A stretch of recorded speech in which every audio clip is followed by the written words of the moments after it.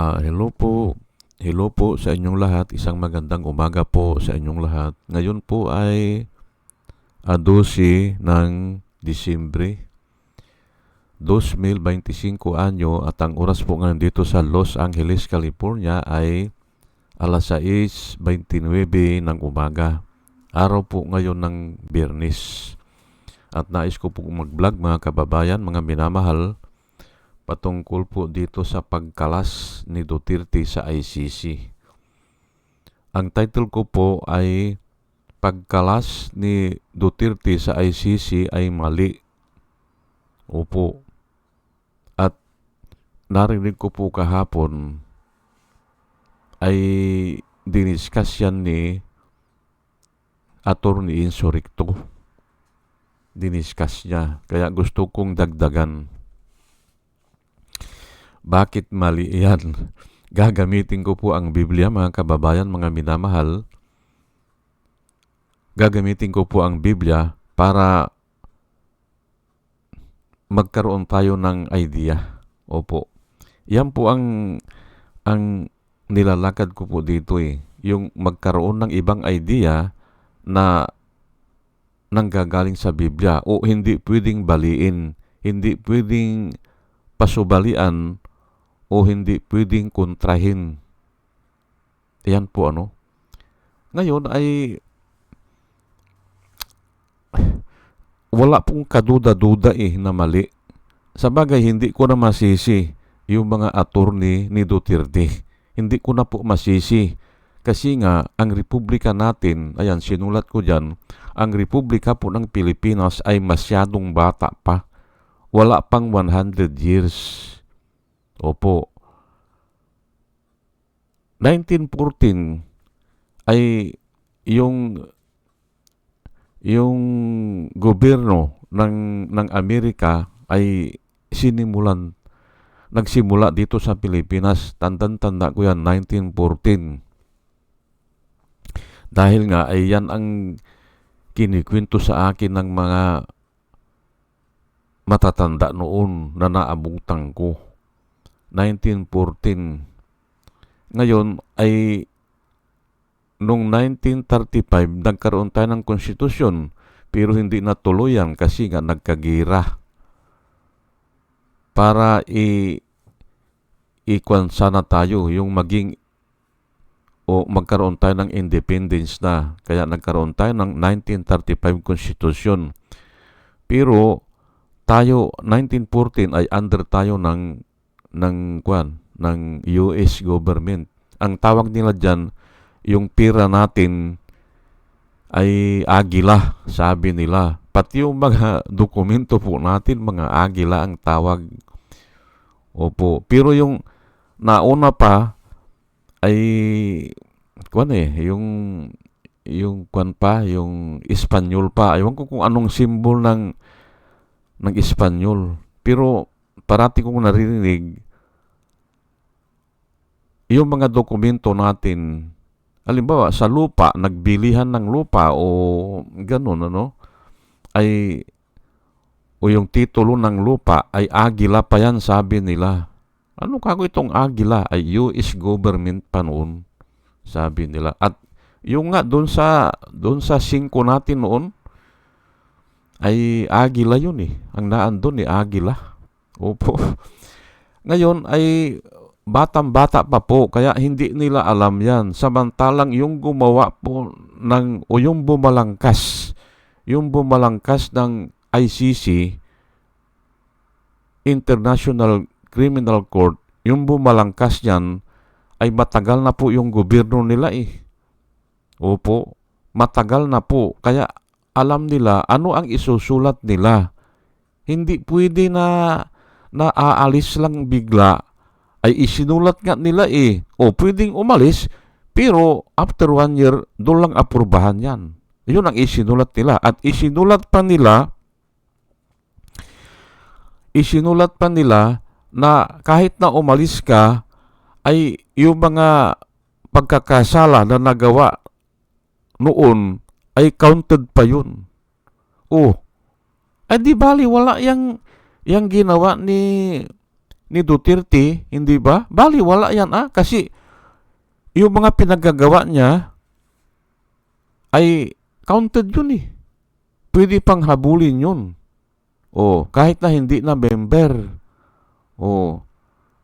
At yun nga, kahit na kumalas na siya, mag-isa lang niyang kumalas, hindi ba?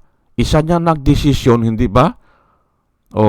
Ay ito naman mga hinayupak na Supreme Court naman ay okay, sabi nila. Ay hindi naman nila, aywan ko kung natakot o binayaran, hindi ba? Ang mali dyan, hindi nila inaral. Hindi ba? Na walang kwenta pala yung pagkalas nila. Kasi nga, ay accounted pa rin sila eh. At nakasulat doon sa batas na ginawa ng ICC, hindi ba? Ay bakit ginawa nila yan? Ay advance nga sila eh. Ang gobyerno nila ay matagal na. Ang sibilisasyon sa kanila ay 1,000 years na. Hindi ba? Diyan sa Europa, panahon pa ni Kristo, mayroon ng gobyerno dyan eh. Hindi ba? Ay tayo, kailan lang.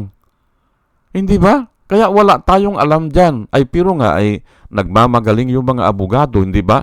Nagmamagaling yung abogado ng Duterte na, sige, kumalas na tayo dyan, kumalas na tayo. Pero ang hindi nila alam, aggravating circumstances po yan, yung ginawa nila. Kasi iisipin ng ordinaryong tao o kahit na yung mga judges ngayon ng ICC, iisipin, kaya kumalas ito, may kasalanan ito. Hindi ba? Aggravating nga yan eh. Yung ginawa nila, plight is a sign of guilt, hindi ba? Was an indication of guilt. Ayan po eh. Kaya, sige, patawarin na natin sila. Hindi nila inaral, hindi ba? Hindi nila inaral. Kahit na aalis sila, sakop pa rin sila. Kasi doon sa provision na ganun. Hindi ba?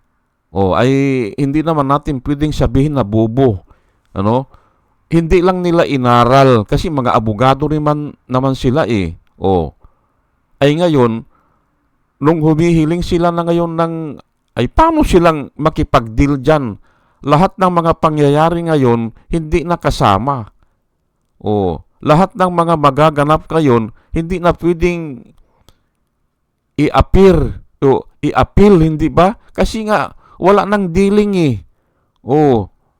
Makikiusap sila ay wala nang dealing. Agrabyado nga sila dyan eh. Dyan sa ginawa nila eh. Una, mapapatunayan na guilty sila kasi nga ay kumalas sila eh.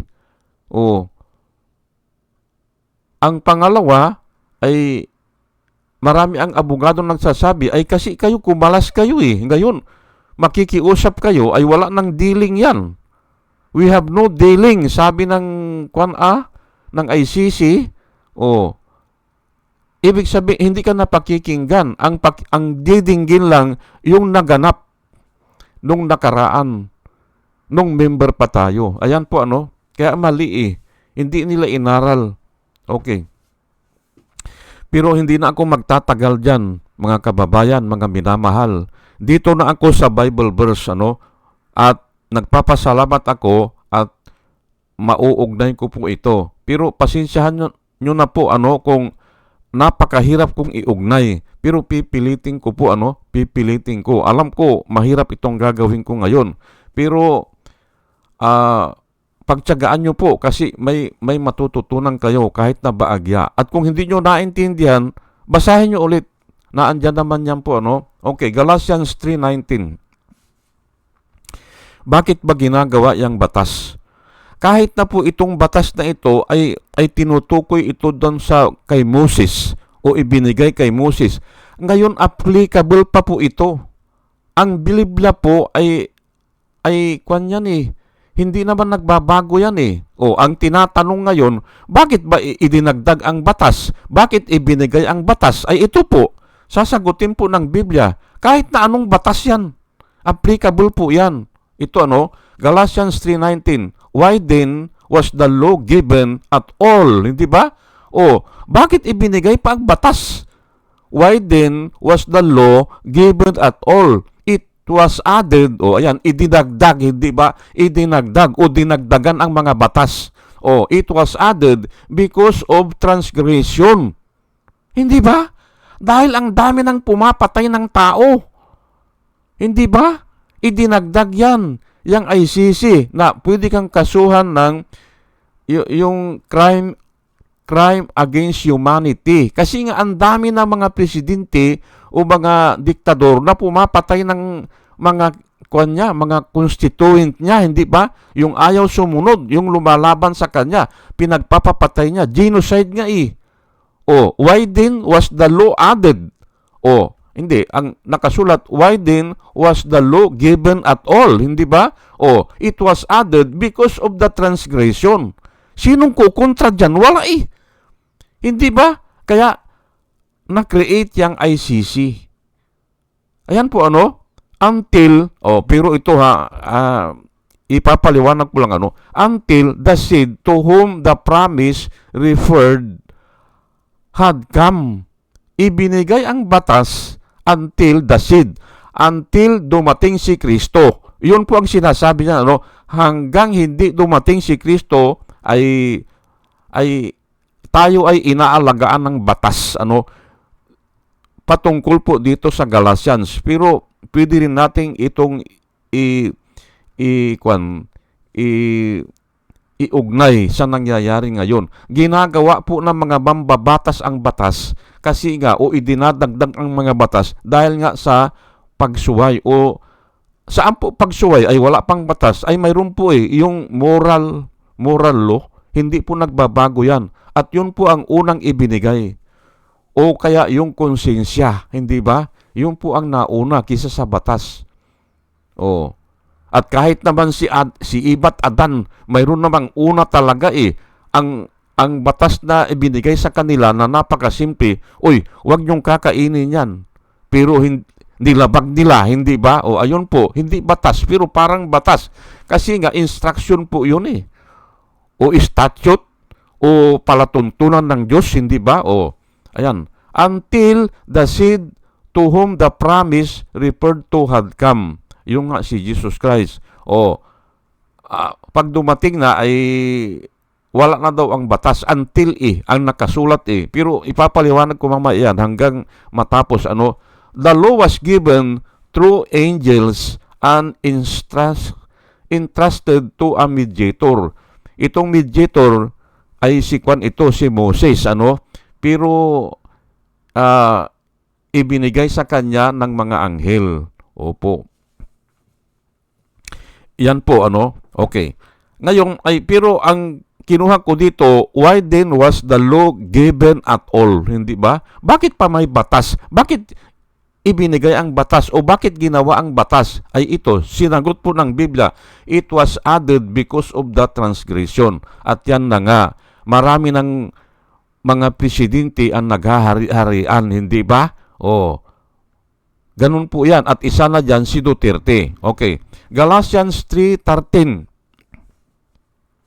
Ito po but Christ has rescued us from the curse pronounced by the law. Ayan po ni-rescue tayo ng Panginoong Hesus doon sa curse ng batas. Pronounced by the law. May curse kasi yung batas may curse actually curse. The law is the curse. Ayan po bakit? Ay marami kang gagawin hindi ba? Marami kang bawal. Maraming pinapagawa sa iyo. Marami. Kaya curse po yan When he was hung on the cross, he took upon himself the curse for our wrongdoing. For it is written in the scripture, curse is everyone who is hung on the tree or on a tree. Ayan po Basahin ko lang po ulit at ipaliwanag ng bahagya.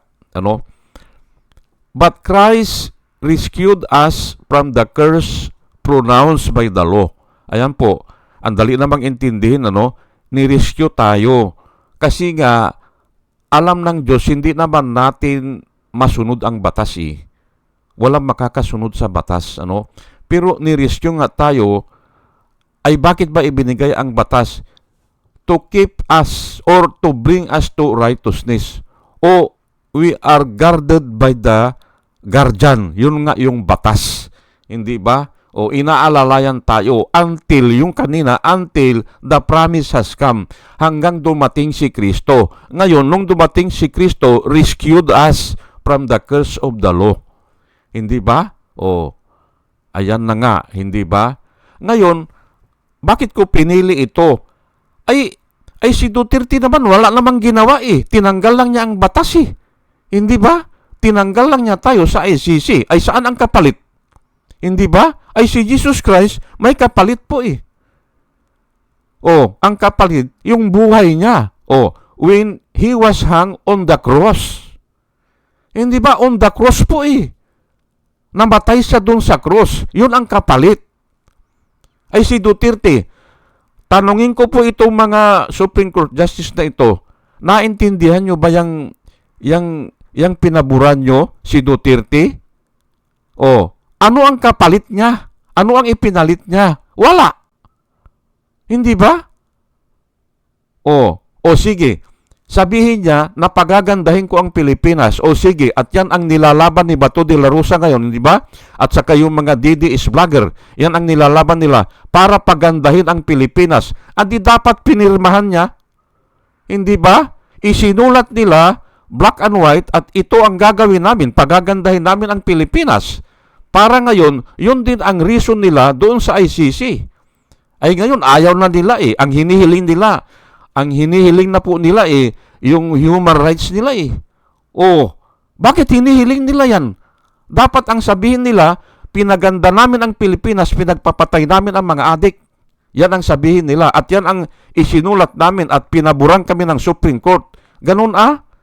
O, ay si Jesus Christ nga He redeemed us from the curse of the law. He rescued us from the curse of the law. Kasi nga ang law is a curse.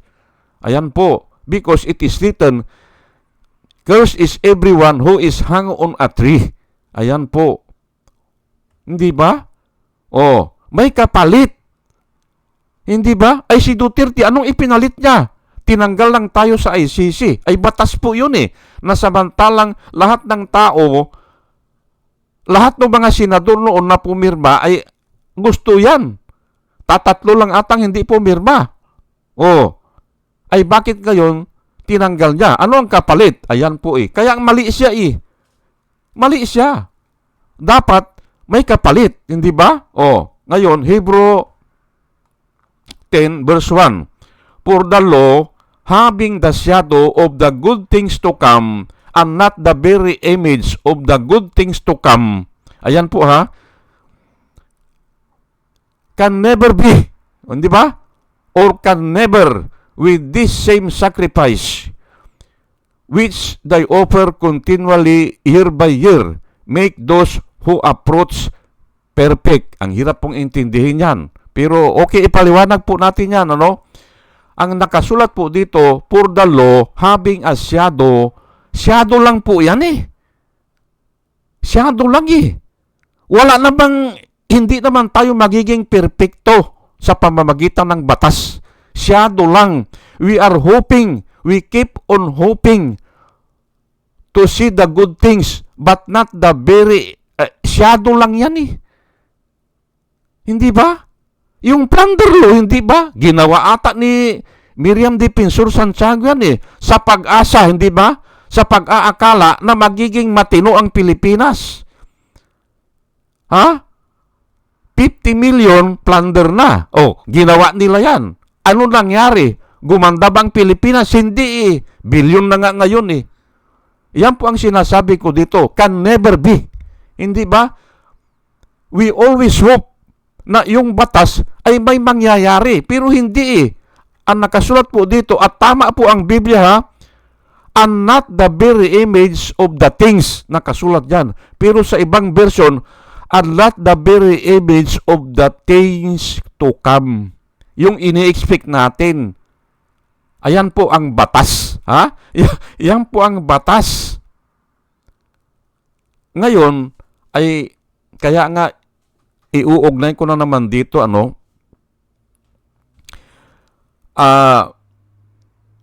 which ito ang batas po may hinihiling na mag-o-offer ng mga doon to remove the sin. Ganun po mag-o-offer. Pero iyan po para malinaw tayo, yung mga kasalanan po na hindi sinasadya. Pero yung kasalanan na sinasadya, yung guilty ka talaga, hindi kayang tanggalin nitong mga offering nila, yung mga sacrifices nila, yung sinusunog nila ang mga handog. Can never be. Hindi pwede at yearly pa yang ginagawa noon dati sa mga Israel. Okay, basta hindi tayo mape-perfect ng batas. Ngayon, kaya ko kinuha ito para maintindihan lang natin na ang batas ay we always hope na may mangyayaring maganda. Pero can never be. Ay, ang linaw po hindi ba? Can never be. Hindi ba? Ay ngayon ay sige, iwanan na muna natin dito. Mahahagip ko yan mamaya.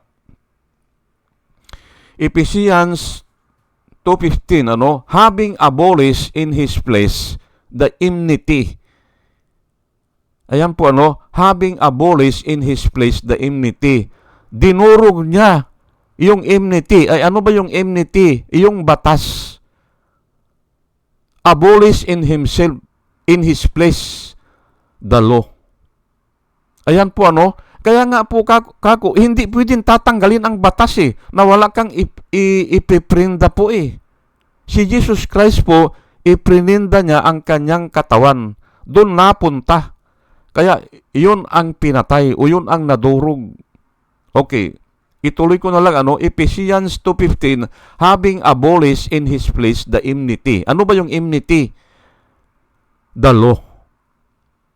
That is, yan pala, nakasulat pala dito that is the law of commandments contained in ordinances. Pati nga mga ordinansa Hindi ba? Paano kang tatanggi dyan? Pati yung mga ordinansa na ang gumawa na niya mga ordinansa na yan ay si Moses. Dinagdag na lang yan. Kasi nga nalilito sila. Hindi ba? Kaya ito, applicable pa rin ito ngayon. Yung mga batas natin ay hindi basta-basta tinatanggal yan. Hindi ba? Kailangan may kapalit. At ito nga ang sinasabi ng Biblia, having abolished in his place the enmity. That is the law. Hindi ba? Yung batas. Ngayon, tanungin ko ulit ang mga Supreme Court natin, bakit tinanggal ni Duterte ang batas? Ano ang ipinalit niya? Ay, ayan na nga baka binayaran lang kayo Hindi ba? At ngayon, may lumalakad ngayon na babalik tayo, na gusto ng mga tao na babalik tayo. Ay, ayan po hindi ba? Kasi wala nga siyang pinalit nagtatago na nga siya ngayon hindi ba? Nagtatago na nga si Bato de la Rosa kasi alam niya, guilty siya. Nagalamay niya. Ay, pero wala nang magagawa niyan. Wala na. Nakasulat po kasi sa Biblia I will strike the shepherd, di ba? I will strike the shepherd and all of you will be scattered. Ayan na nga si Bato. Si Bungo, mai-scatter yan Lahat yung mga galamay, mai-scattered. And all of you will be scattered. Each to its own. Tatakbo yan sa mga bahay nila. O magtatago yan sa mga kampamento nila. Pero, namomonitor sila ng pulis yan.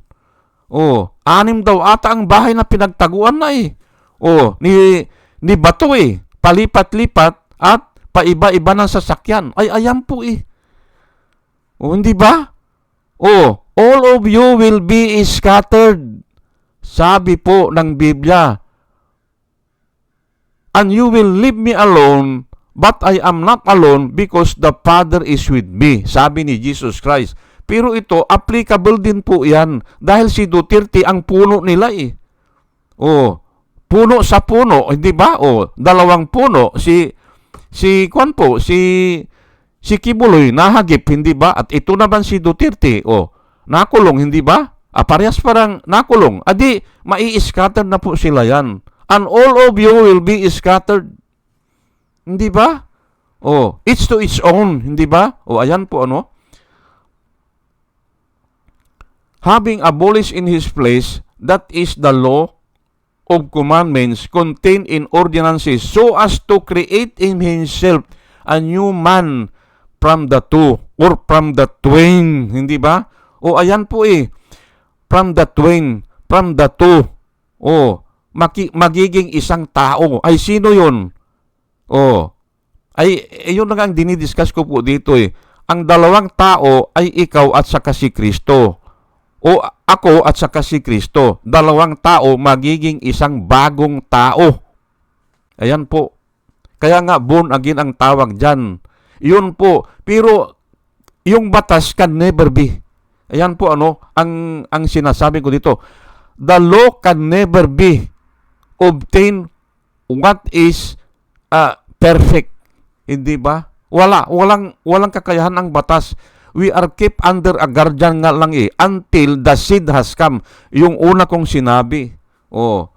At Colossians 2:14, having canceled the charge of our legal indebtedness. Hindi ba? May pagkakautang po tayo eh.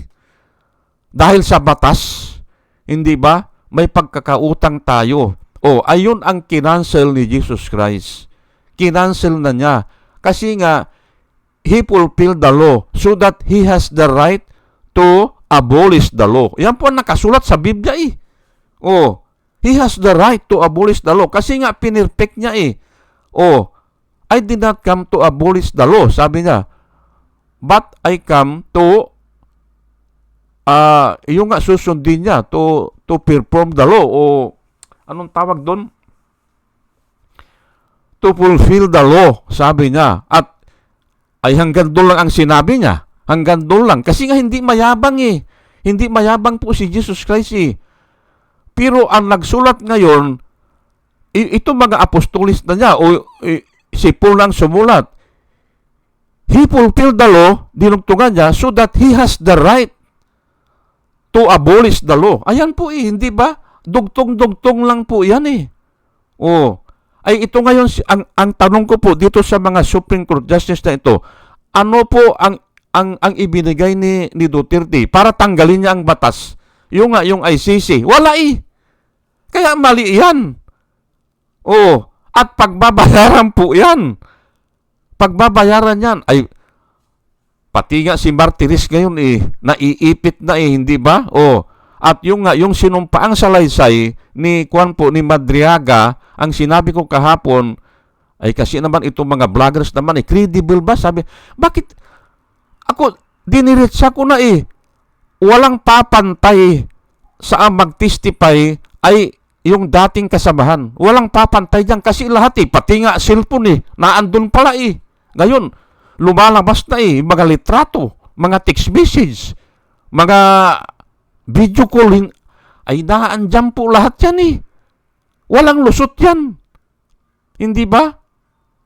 O sige po, at hanggang dito na lang po ano, at sana po sa ating pakikinig po ay malilit na po ako eh.